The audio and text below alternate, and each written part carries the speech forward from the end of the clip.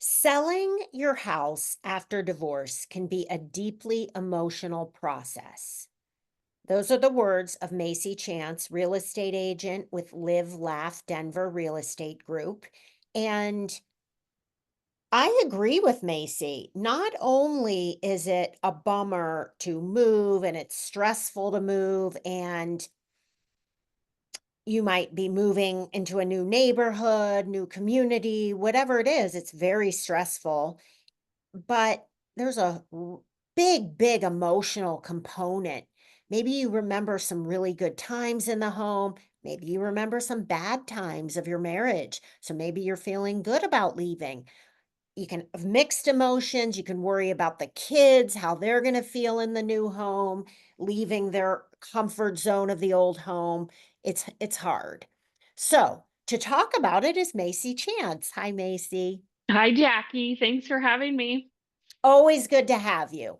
As I said before, Macy Chance is a real estate agent for Live Laugh Denver Real Estate Group. How long have you been an agent, Macy? Just over 5 years. And Macy went through a divorce. She has kids.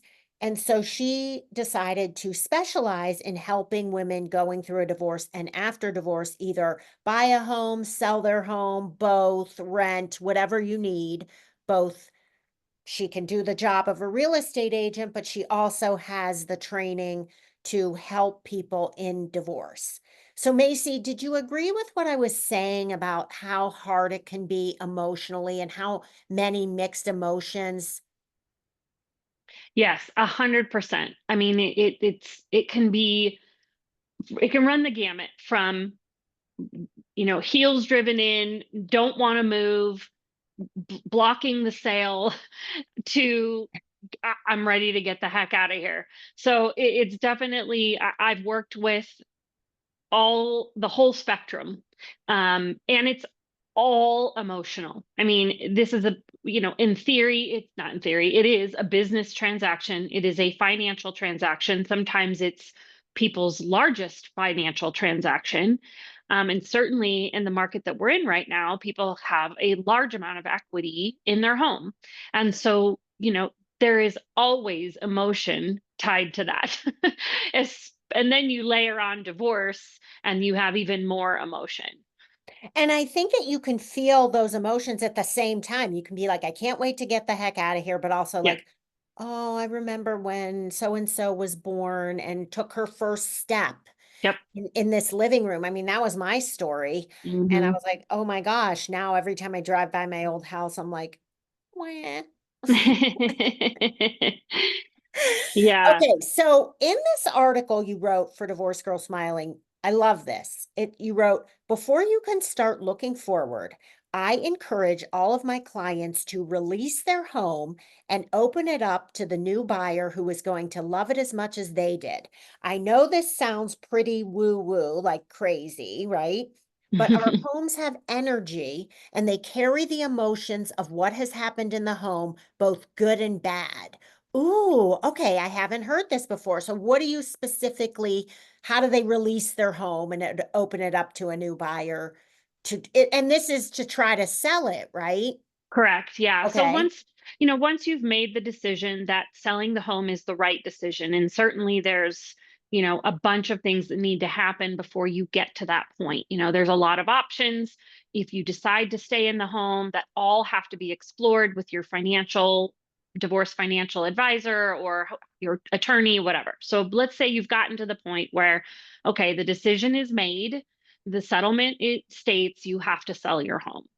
And let's just say you don't really want to sell your home and you really wanted to be able to figure out a way to stay in the home, but you don't have that choice. So you've got some work to do to be able to not only get yourself to a place where you can know that this is the best decision financially, and then you don't have to. It works better, it is more smooth for you, it is more empowering for you to do what you can to release the energy of the home. And this again, another spectrum, like you can go as woo woo as bringing an energy clearer, somebody in to come clear the energy, or you can just simply sit in each room and think about the good things that happen there and just be so grateful for all the good things that happened, and then release it and let it go, and fill your heart with gratitude. And it again, it sounds kind of woo woo, but it really does work, and it really helps you emotionally detach from the house, and allows the opportunity for new buyers to see themselves in it. Now, you say that if the energy isn't cleared, buyers can pick up on it and it can sometimes take longer to sell your home. I It's kind of true. agree Hmm. because I recently moved and I was just looking for a rental, but I would walk in these homes and there was like a certain energy. And you walk into a home that you know you want to live in, and right away it just clicks. And if it Hmm. feels depressing, I think there's like a non-physical component of energy in there that you people can feel. And we know that divorce is hard and that your heart is broken, but Macy's saying in her article that you should take the time to honor your home for the wonderful memories and really think of it that way. She even says go room to room, remember something good about it. Of course, you can do that with your kids, that's easy. Yep. But Yep. even like the main areas and even your bedroom, you can think of something good. Yeah, absolutely.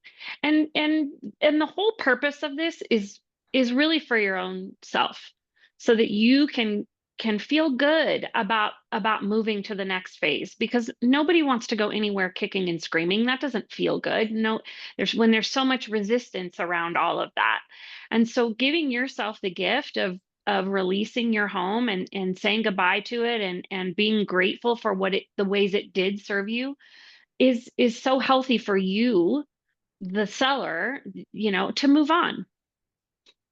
You're listening to the Divorced Girl Smiling podcast. My name is Jackie Pilosoff, and I'm your host. Today, I'm here with real estate agent Macy Chance of Live Laugh Denver Real Estate Group. And Macy and I are talking about selling your home after divorce, how to let go and move forward. We're going to take a short break. And when we come back, we're going to talk about creating a vision for your future house.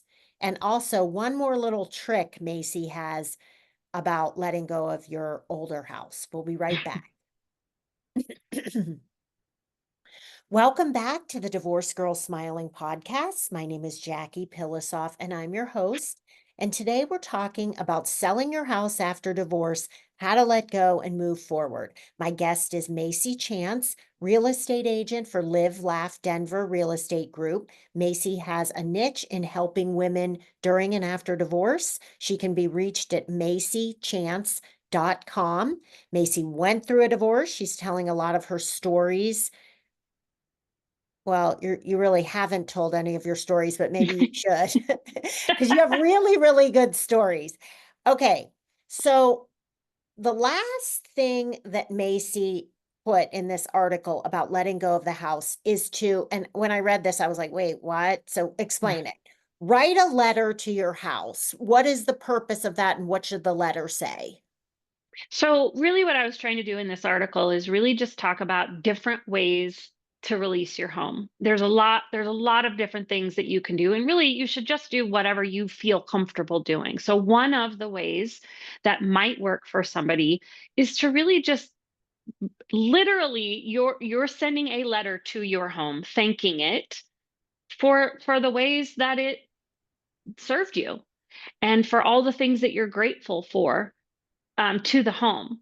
And all of this just you might be sitting there thinking, like, why would I do that? That just feels so weird, and I don't really want to do that. And that's usually where the resistance is where the work is, is your invitation to do something. And really it's just about, I mean, there's so many studies about gratitude, and there's so much, um, it's scientific evidence that gratitude really does help you heal and grow. And so it's just another opportunity for you to have gratitude for the house that you lived in, and a way to close that chapter so that you are really ready to start looking to the future.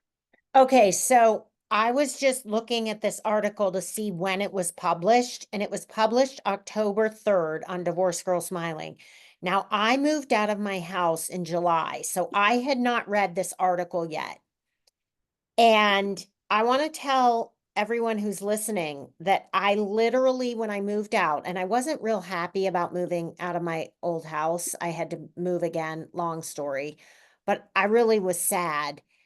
And when I was the last person to leave it, and when I knew I was leaving for the last time, I went to every room and I thought about something that I had gratitude for. And when I left, I said, "Hey, house, I want to thank you. We had 4 wonderful years here. We're all healthy. We're all happy. We had so many wonderful times here. I love cooking in this kitchen. I love this. I love this." So, Macy, I actually did that. That's Isn't that awesome. I love crazy? that. That makes me so happy. And even if there's not a divorce situation, I certainly work with a lot of people that aren't going through divorce. I mean, and and regardless of the reason that you're leaving, you have to release the home. I mean, you don't have to. You should. It helps to release the home. Helps you feel better. Okay, I want to move on to your future home. So, a woman who signed up for the Divorce Girl Smiling free consult, I talked to her yesterday, and she was like, "I love my house so much. I don't want to leave. I feel safe here. I spent so much time making it exactly what I want." And we Hmm. talked about it a little bit, and I referred her actually to a financial advisor to help her make that decision. Which, if Yep. anybody's listening, you can sign up for a free consult. I'll do the same thing for you. Go to divorcegirlsmiling.com. So she and I were talking, and I said, "Look, the best way for you to decide is find out financially what your life is going to look like, but go look at other homes because Hmm. then you might see something and go, 'Oh my gosh, this is so cute. It's going to cost so much less for me to live here. And I Hmm. feel safe here and I feel comfortable.'" So my point is go see a bunch of places. Now you're probably going to look at things and you're going to cry and say, "There's no way in hell I would live here." But then you could find places and go, "Okay, I could live here. I love the neighborhood. I love this. May Hmm. even like it better than where you live." What do you think, Macy? Do a lot of your clients experience this? Yep, I'm working with a client right now actually who we're doing the same thing. We're just we're taking a couple different price points, a couple different neighborhoods. We're going out every, week or so just to go look and see what's possible because especially for this particular client, she's lived in her home for over 20 years. And so she doesn't really know what anything else looks like. And so really it is about going out and just seeing what's possible and getting clarity around. I mean, I'm all about getting the data and the facts so that you can make a really good informed decision. And it's also emotional. So how do you want to feel in your house? What are some things that you love about your current home that you want to see in your new home? I mean, we never can find like the perfect house. We always have to find the right house, because it's never going to check every single box. But what are some of the things that are your deal breakers? What are the things that you're like, that'd be nice to have, but I don't need to have it type of thing? What compromises are you willing to make? But the only way you're really going to know that is two ways. One, getting out into the market and seeing what's possible based on your budget. And two, putting some thought around it. Whether you're a journaler or you're a visual, make a vision board type of person, or even just talking it out with friends. Make I a mean, list. make a list, Write a list you of know. your non-negotiables, like, "I Yep, have to have a fireplace." Maybe yep, that's a thing for you. And yep. then Have to have things a that you bathtub or, those yeah. kinds of things. Yeah. Or like, okay, have to have a yard, Hmm. anything you want. And then scratch off what might not be like, this is what Right. I'm willing to give in on. Yeah. Yeah. Mhm. Another one of my clients I was working with, she did exactly that. I told her, I'm like, just start visioning what you want. Just start writing it down. And we hit every single thing on her list except for one thing. Mhm. And That's so, great. because and then it's like that's how you know it's the right one. So I want to tell my listeners the end of my story is we found this place in the same neighborhood. And when we got here, like I wasn't as crazy about it as my old house, but there are definitely things I like better here. So, Hmm. it all worked out and it will for you too. But Absolutely. Macy, I wanted to ask you about, well, I have one question, then I want to ask you about your personal story. Mhm. So, the first thing I want to ask you is what if somebody says, like, well, I don't really know what I want? I don't know if I want a townhome. I might want a Mhm. high rise or a townhome, or do I want a house? What do you do then? That's where we go out and look. I mean, really, it's about getting in and seeing them and, seeing even different townhomes have different types of layouts and the way they're set up, the way you enter the house and whatever. I mean, it's all about getting out and finding a realtor that really does care about you making the best decision and is willing to invest the time in taking you around to show you different areas and giving you market information and helping to educate you so that you can make the most informed decision. Well, okay, I'm gonna go back to myself. When I was looking, I didn't know what I wanted either, and we did look at this high rise, and it was gorgeous. It was this 3-bedroom on a really high floor, beautiful view of, like, this wooded area, and you know why I didn't live there? There was, like, one thing I was like, I just can't." You had to take your dog when everyone had dogs, in high rises, and that's fine, that didn't bother me, I liked it, actually. You had to take your dog through the smelly parking garage every single time you wanted to take your dog out, and I was like, It's not happening. No Yeah, deal way." breaker. Yeah. Yeah, such a shame. Okay, Yeah. let's move on because you have a really, really good story. Now, we're sitting here giving advice, Macy, but I want my listeners to know that you walked the walk, you went Mhm. through a divorce, you had 2 young kids, you had to kinda start over, and tell me what that journey was like. So when we decided to get divorced, I knew right away I didn't want to stay in my marital home. It was really big. It was, it just, I didn't like it. I didn't like the colors, like nothing about it. I was like ready to close that chapter. So for me, that was an easier decision than I know for a lot of other people. So I have compassion for that.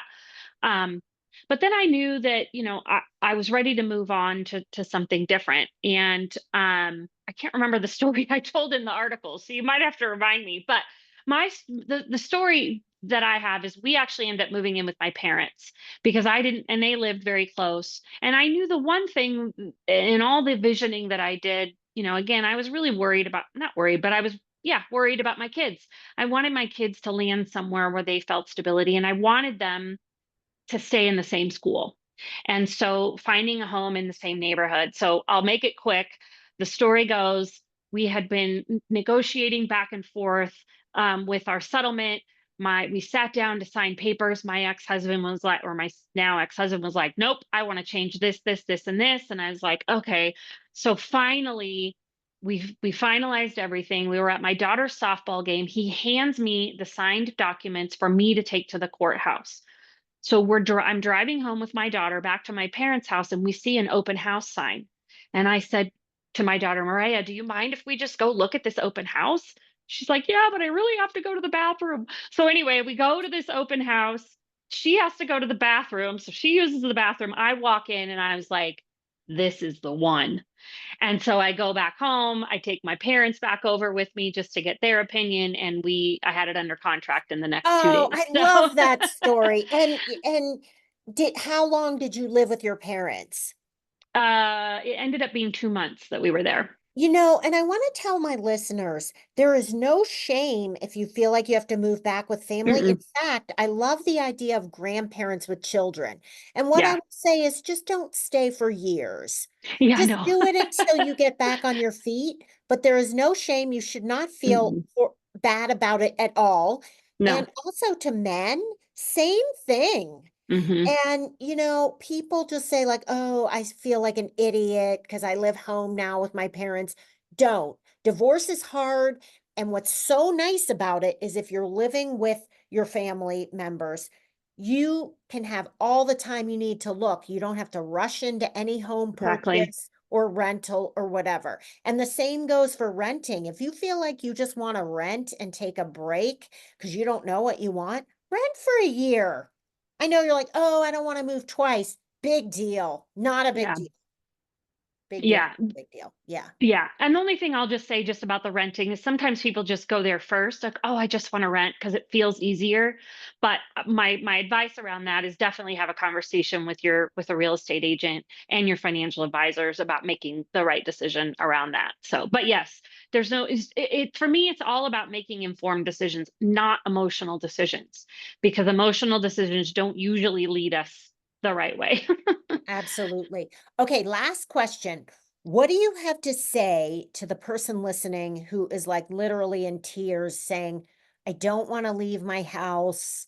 I Mhm. can't do it. I'm comfortable here. But yet the numbers are sort of showing that she does need to leave. Yeah, I mean, what I would say is take the time you need to grieve, take the time you need to process, do the work that I'm suggesting in the article, getting finding a place of gratitude, and then get so freaking excited about what your life is going to be on the other side of all this. You're in the messy middle, it's the hard part, but you have such a beautiful life ahead of you. You have so many things to look forward to. You are going to be you're gonna be better than you ever thought you were. That is the best advice. I love it. And I want to add to that, if you stay in this expensive home that you can't really afford and you get your way and everybody lets you do it, you might regret it because your Mhm, mortgage payments might be so high that you have no extra money to do anything fun, take any vacations. If you downgrade to a smaller home with a much cheaper mortgage or rent, you are gonna have all this extra money and you're gonna feel so good because you'll be able to have a really good life. And you yeah, won't settle. You're not gonna settle. You're gonna find something that makes you feel safe and comfortable, and you're really gonna like it. yep, yep, I agree. I say that there's some women, especially when you have kids and we think, "Oh, we have to keep our kids in the house. That's what's best for them." What's best for them is to have a mom that's happy and not stressed out and financially set and, like, it has that financial flexibility, not a mom that's so stressed out about making the mortgage payment. The kids don't care about that. They want a happy, loving parent who isn't stressed out, and sometimes moving is the best for that. And kids don't care about the actual house. They No. care about memories and their parents and love and security and safety, and you can have Yep, that anywhere. exactly. Macy, thank you so much for being on the show. I always like talking to you. Well, thank you so much for having me. I always love coming on here. And if you want to learn more about Macy, she can be found at macychance.com. You can call her, set up a consult with her. She'll show you around the Denver area. And if you want to find her on Divorce Girl Smiling, she's in the Trusted Divorce Professional section. You can also go to divorcegirlsmiling.com to listen to more podcasts, read articles, and find other trusted, vetted divorce professionals like attorneys, mediators, divorce coaches, and more. Thanks so much for listening, everyone. We'll talk to you real soon.